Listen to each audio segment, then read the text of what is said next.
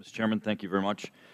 Gentlemen, I want to thank you for being here today. Without your statements, there is a tremendous amount of information that we just wouldn't know. And certainly it's important that you're giving us this information, as we all have deep condolences for the families. As we look at the information that we've gotten today, we basically have two stand-down decisions that we've been able to discuss. One, the Foreign Emergency Support Team that Mr. Thompson has told us about, and Mr. Hicks, you told us of Colonel Gibson. Mr. Hicks, I'm a member of the House Armed Services Committee, and I'm very fascinated with the stand-down order to Colonel Gibson. As we pursue that, we want to know who gave Colonel Gibson the order and why.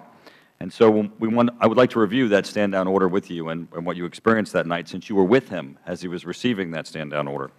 You told us that there was a C-130 Libyan transport that had been provided, and that you had indicated to Colonel Gibson that he should go to reinforce Benghazi and help the withdrawal personnel. Colonel Gibson was told to stand down, and that plane left without him, landing about 7:30 in Benghazi without Colonel Gibson's team. So let's start first with a review of what is Colonel Gibson's team.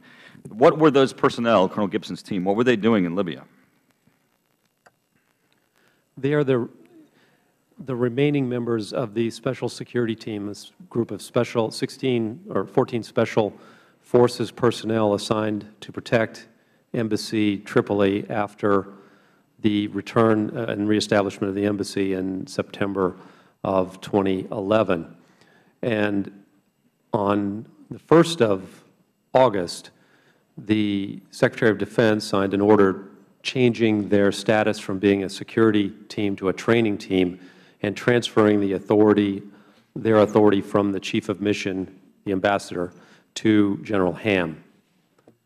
On August 6th, two members of that team were in a carjacking incident as they were driving early in the morning outside the compound, and they had to use their weapons in order to escape that armed attack on their vehicle. In light of that incident,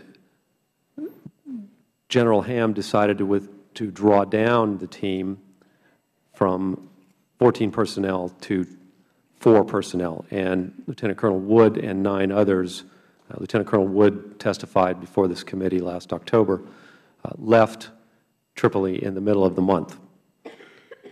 So the Lieutenant Colonel Gibson and the other 3 members of that team are the remainder of that group. So their chain of command had been changed and they had been reduced. But as you were just describing, these are highly trained individuals with specialized skills that would have been useful in the situation in Benghazi. Yes, absolutely, and particularly given the fact, again, that the personnel in Benghazi were exhausted from a night of fighting against very capable opponents. Now, do you know why they were told to stand down? Colonel Gibson give you any information or understanding of? I actually don't know why. Is there any reason to believe that the situation in Benghazi was over? I mean, there were a number of series of attacks that you've described to us. Any reason to believe that that there was no longer any danger in Benghazi? No, it was every reason to continue to believe that our personnel were in danger. Mr. Hicks, Mr. Chaffetz has given me an article that appeared in USA Today just this week, and just as early as last Monday, Major Robert Furman, a Pentagon spokesman, said that the military's account that was first issued weeks after the attack hasn't changed. There was never any kind of stand-down order to anybody. And that's a pretty broad statement, anybody. What's your reaction to the quote by Mr. Furman? I can only, again, repeat that Lieutenant Colonel Gibson said he was not to proceed to board the airplane. So your firsthand experience being on the site, standing next to Colonel Gibson, who was on his way on that C-130 transport, and being told not to go, contradicts what Mr. Furman is saying on behalf of the Pentagon. Yes, sir. Mr. Hicks, did the embassy have a defense attaché on staff whose role it was to interface with the Defense Department? And did you ask him that evening, were there any resources coming from the U.S. military? And what was your reaction to his responses as the evening unfolded?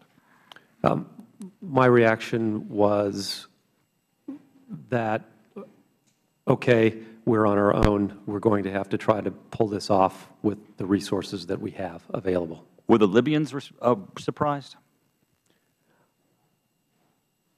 I don't know, but I think they were.